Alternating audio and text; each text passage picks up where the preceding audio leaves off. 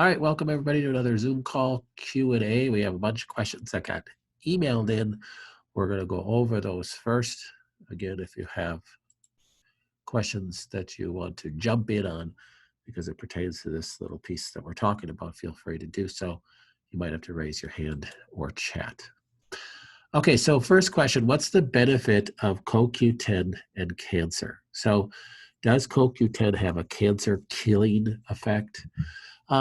Just like any other of the quote unquote cancer balancers or cancer killers that we talk about, um, it's not universal. So just because mushrooms are a really good cancer killer does not mean they're a really good cancer killer for me.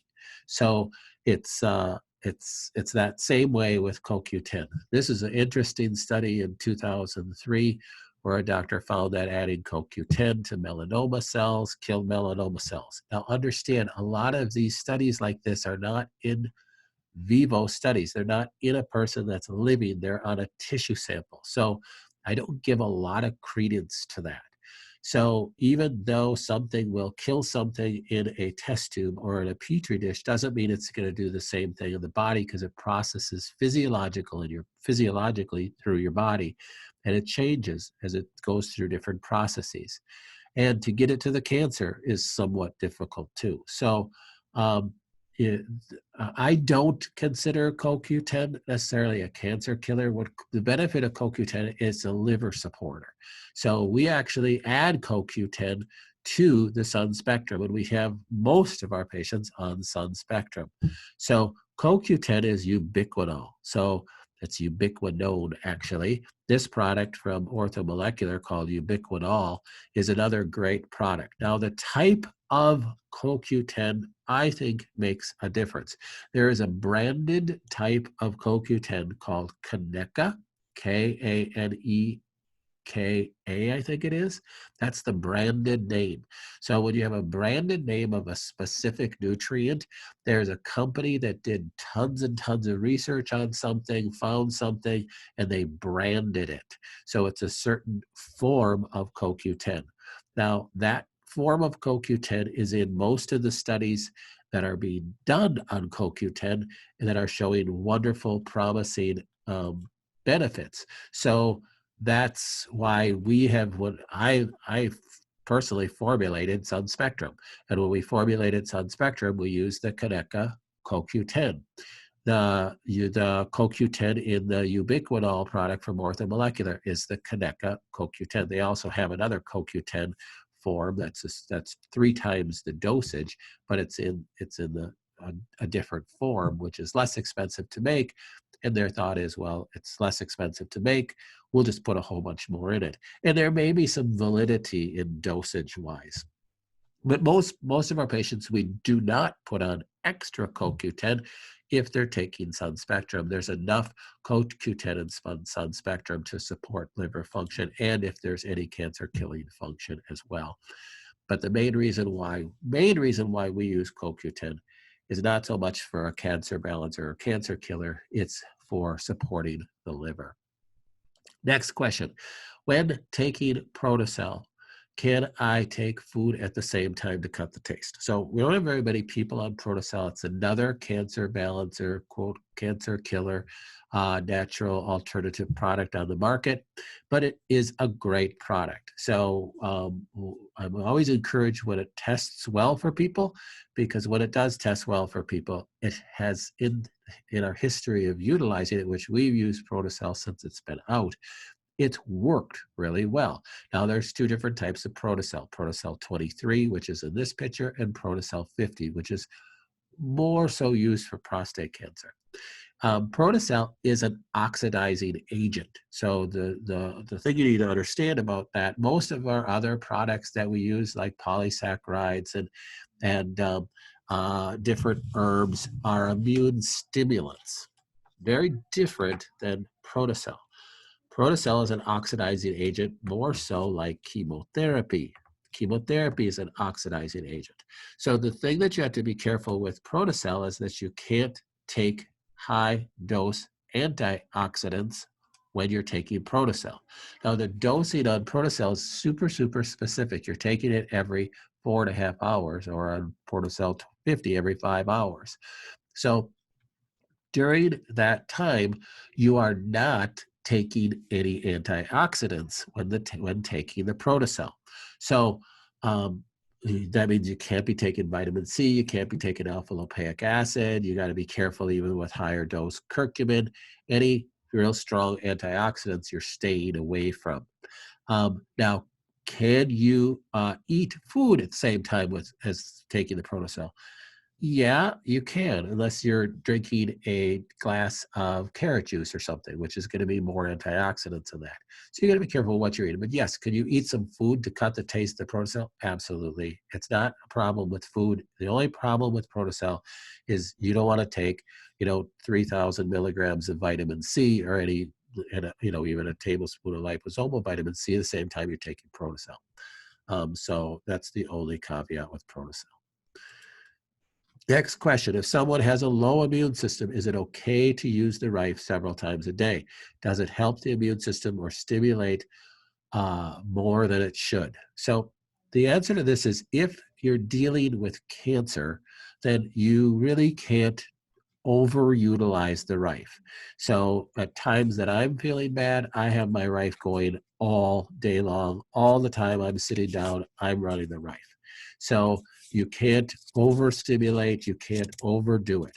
You can overstimulate the immune system if you're dealing with you're dealing with Lyme or mold or biotoxins, and you're running too many kill programs that are specific kill programs to the Lyme or mold or biotoxins. Now, even if you have Lyme, mold, or biotoxins, and you're running the Rife on your cancer programs during the day, there's no harm there. You can't over Rife.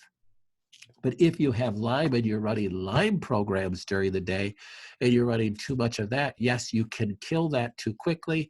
And Lyme disease has lipopolysaccharides in the cell membranes, gram-negative bacteria, and that will liberate, and that will cause problems and immune issues with that.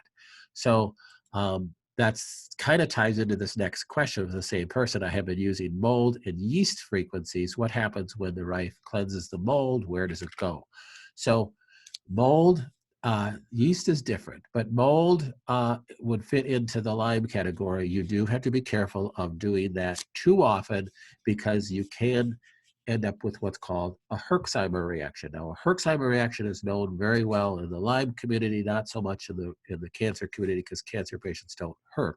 But a Herxheimer reaction is described as when you're basically overloading your liver because you can't get rid of cell products of what you're killing quick enough. So if you're running mold programs or Lyme programs, you're actually killing mold spores, and you're killing bacteria and viral, those cell components of the bacteria have to be expelled through normal detox pathways, because the cell is a foreign cell. It's not your body. When your body goes through, when you kill a cancer cell, it goes through apoptosis. Think of that as a recycling. You'll recycle the cell components. Your lysosomes in the cells will recycle the components and reuse them. When you kill a foreign biotoxin like Lyme bacteria or mold, that your body isn't reusing any of those products. So your body has to flush those into the blood, has to go through liver pathways, liver detox pathways, and you can overwhelm those pathways, and that can make you feel a very strong malaise to feeling very sick. That's what's called a Herxheimer reaction. Now, cancer patients, in my book, do not Herx. They don't get Herxheimer reactions, because you're not killing cancer cells through the pathway of cell destruction like you would with chemotherapy. With the Rife, you're killing cancer cells through stimulated apoptosis. So totally different thing. You're not going to Herx. You can run cancer programs all day. But when you're running mold programs all day, you could Herx. So your symptoms could be, I feel lousy, I feel heavy, I feel tired, I'm exhausted, I feel flu-like symptoms.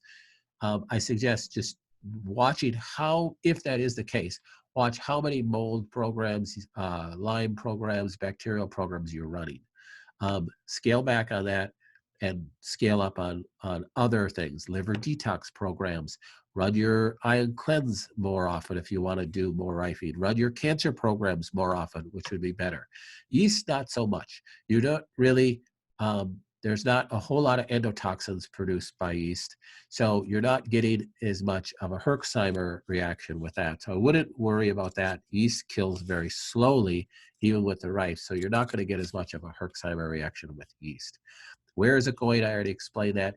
You has to go through your liver detox pathway, so you have to expel it.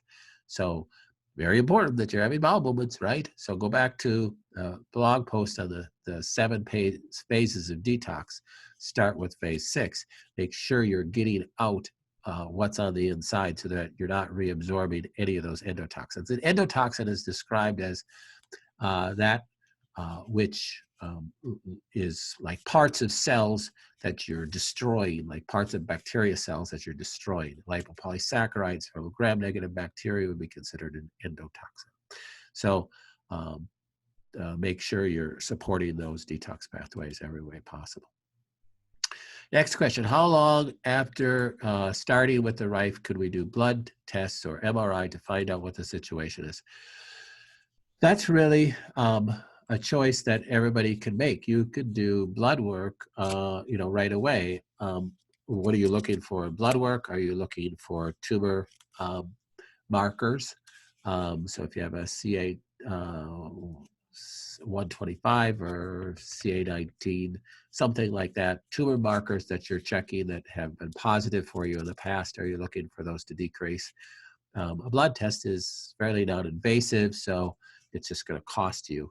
So you could decide if you want to do a blood test. An MRI, of course, you got some invasiveness there. You're having to utilize a contrast, typically gadolinium. That can have issues with you. A CT scan, a PET scan, obviously you're dealing with radiation. I would wait at least 3 months. If you're just out of curiosity, partly it depends on where you're at in your condition. If you're, very, very ill and you really need to find out what's going on, then you might do it, sooner than later. If you're feeling fairly well, then I would wait later. If you're just looking for curiosity's sake, you got to weigh all that in. How invasive is the test? Is this going to change the way I treat the patient? Those are the things you got to weigh in. Everybody's a little bit different there.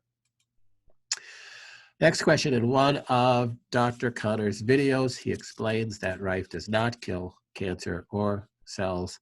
It allows the body to recognize it and do its job of killing it. What if my immune system is not strong enough to do it? So let me explain that. When Rife came up with Rife, he thought that the Rife machine was causing cell lysis. So I guess if you run high enough radio frequency with a rife, you will cause cell lysis because it can be cell damaging. So maybe with his tool, it did actually cause cell lysis. In that case, you would have a Herxheimer reaction. So remember, there's different ways that cells die. So cells die either a pathological death, that's cell lysis. That's what chemotherapy does. And that's why you get really sick after chemotherapy, because it's killing cells, not just cancer cells, but healthy cells. Or cells die through a process called apoptosis, or normal programmed cell death. Now, apoptosis, again, think of that as kind of a recycling of cell components. You're not producing a lot of endotoxins, meaning cell parts that have to go through your liver detox pathways. You are recycling cells. That's a normal cell death process that happens every day in our body. So Rife believed that it caused lysis because he could actually show that it would kill a paramecium in a test tube or a petri dish. And that has been explained over and over again. Matter of fact, you could Google a YouTube video out there where it's showing Rife frequencies hitting the paramecium. Remember, a paramecium from grade school is a single cell organism with a little flagella on it. So it's hitting the paramecium at its own frequency, and the paramecium in the little petri dish literally explodes. Kind of fun to watch. Mean to paramecium, I suppose. PETA wouldn't like it. But it shows that it does cause lysis. But it causes lysis to single-cell organisms. It's not causing lysis to multi-cell organisms that have a much stronger cell membrane. It's not causing lysis to humans. I don't believe it's causing lysis. Now, there are other people that use the rife that think that there is some lysis taking place, mainly apoptosis, but some lysis taking place. Now, that would be great if that was true. Um, but I don't know that that's even taking place. So also, with my comment in the video that I explained that the rife does not kill cancer cells, we have to be extremely careful in our verbiage when we're talking and when I write things on our website, because I tell you, there's powers that be that want to shut us down tomorrow. So we are constantly trying to take all precautions possible in how we say. We're not trying to kill cancer, we're stimulating your body to do that job. So um, that's part of that comment there. What if my immune system is not strong enough to do it? That is an issue. So if a person comes to us and their immune system is completely ravaged because they've done 47 rounds of chemo and radiation, and there is that issue. So your immune system has to be able to be strong enough. Now, we also understand that no matter what is going on, if that person feels great and jogs 12 miles a day, their immune system still needs to be stimulated if they have cancer. So that's why we are testing for immune stimulants, and that's why we're on those things. So and remember, a big part of what the rife does, it's stimulating that cancer at its normal frequency also, so that that cancer stops acting like a cancer cell, meaning it stops reproducing. That's really what our goal is.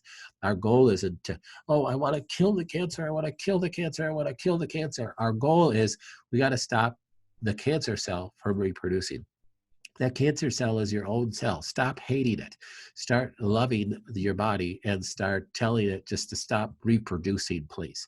And that's what our goal is. So yes, your immune system does knock it down, but the one key component of the rife is if we could get the frequency to get it, basically telling it to vibrate at its correct frequency, which is not over reproducing, then we're a win. So we've had patients that look like they had 2 feet in the grave when they came to us and were given a couple of weeks to live by Mayo, live for years longer. So don't worry about that.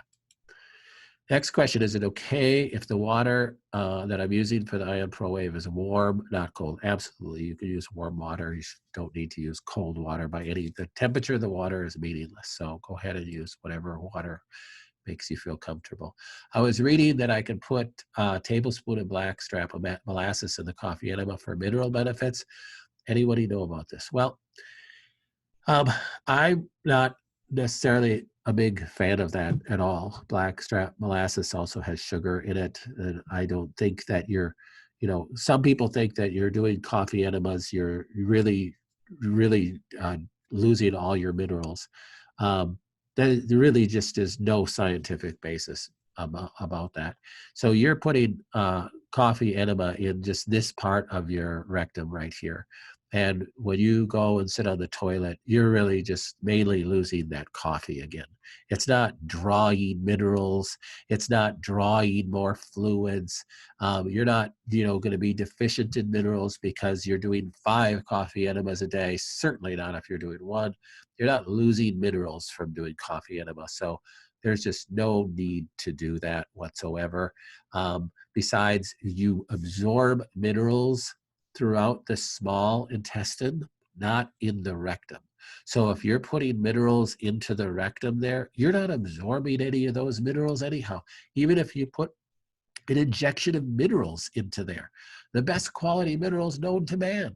Again, you have to have really good quality nutrients, and minerals are one of them, but you have absorption sites throughout your small and large intestine for every different thing.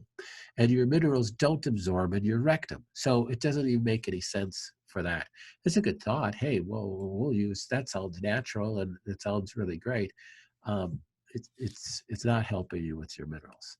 So if anything, if you wanted to add things to the coffee enemas, we suggest people try in some therapeutic things that might absorb in that area, like some couple drops of frankincense or something like that that might have some therapeutic benefits. Some boswellia, because boswellia is very anti-inflammatory to the large intestine. So that might be a benefit. Might be totally of a waste of your essential oil too. So remember, that's just going in there in the fluid. If you could visualize it, I think it's better. The fluid's going in there. The purpose of the coffee enema is to stimulate the vagal nerves that sit right there. That's the whole purpose of the coffee enema, is to stimulate those vagal nerves. That's cranial nerve 10 that goes back to the brain, stimulates parasympathetic action, will stimulate liver function, stimulate bowel movement, and help with detox pathways. That's the purpose of the coffee enema. Okay, so I'm going to unmute everybody and open it up for questions. If you muted yourself, again, you have to unmute yourself.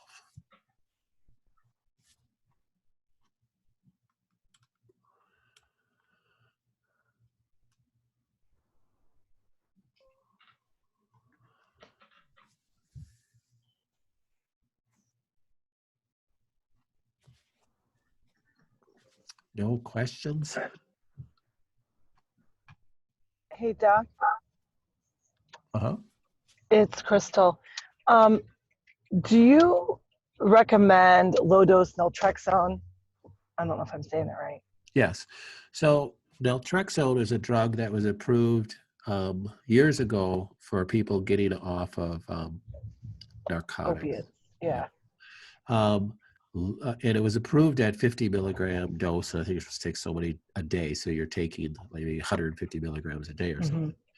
I don't remember. I knew it one time, but I don't remember who discovered that if you take it at a really low dose, 1.5 milligrams to 4.5 milligrams, it can act as an immune system regulator.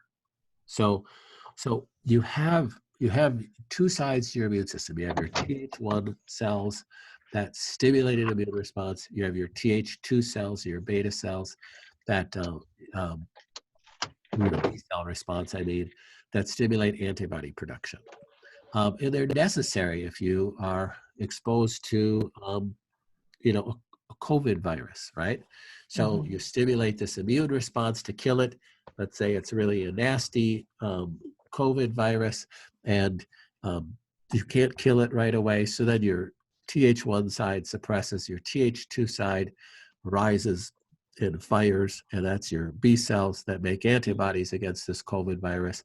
And now those antibodies attach to the viral molecules, and then that suppresses, and then your Th1 side fires again, and that Th1 side now can recognize those COVID viruses because they're tagged with these fluorescent antibodies, pretend they're fluorescent tags. So now it can say, oh, there you are, it can find it, and it goes and kills it. That's your immune response. Well, you have these other cells. So that was Th1, Th2. You have these other cells called Th0 cells. Those are what are called your Treg cells. So your Treg cells help calm the immune response, help keep it balanced, especially in hyperimmune situations, like somebody has a severe autoimmune disease. So a severe autoimmune disease is typically a hyper-firing Th1 response where they're just getting all this self-tissue damage. Well, low-dose naltrexone, vitamin D is a good Treg stimulator. Low-dose naltrexone is a very nice Treg stimulator. So it can calm that response. Now, a number of years ago, maybe a dozen years ago, some people said, well, it can actually help with cancer too. I used to have it in the office, and we test people on it. I used it a lot with autoimmune patients. It just never tested with cancer patients. And then I start thinking of how it works. I don't know. Maybe, I know that because you take it at night before you go to bed, then I think, okay, well, maybe that's the mechanism of action. It's just calming the immune response while you sleep, and then you're stimulating it during the day with your other supplements. So there may be some merit to it. And if a person, if I was going south fast, I mean, I would try. I would give it a try. There's no Downside. oh, Oops, I'm in the wind. I'm sorry. that's all right. The No, I gale of don't. There's wind. not really much of a downside. Okay. So It says it's nightmares and stuff. In order for me to get high dose vitamin C, I had to see a doctor in Michigan. He was the only closest guy to get high dose vitamin C, and he's an MD who does that the chemo where they give you a shot of insulin. I forget what it's yep, called. insulin potentiated chemotherapy. Yes, he does that. He's in Ann Arbor, and he had mentioned it, and so I've been doing some research on it. But I wanted to talk to you guys. So We okay, haven't so had people have the nightmares as long as they start with 1.5 yes, and and then they titrate it. tolerate that fine, and then they go up to 3, and then some people just stay at that. And then if depending on your weight and how big you are, Mm-hmm. if you're a male, 220 pounds, then they go up to 4.5. So it's, yeah, we haven't had the issue, side effects if you go slow.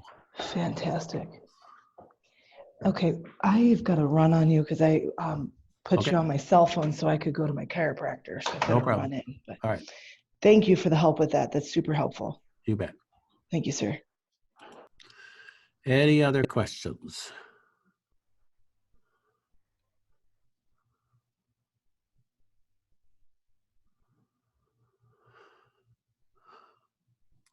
All right.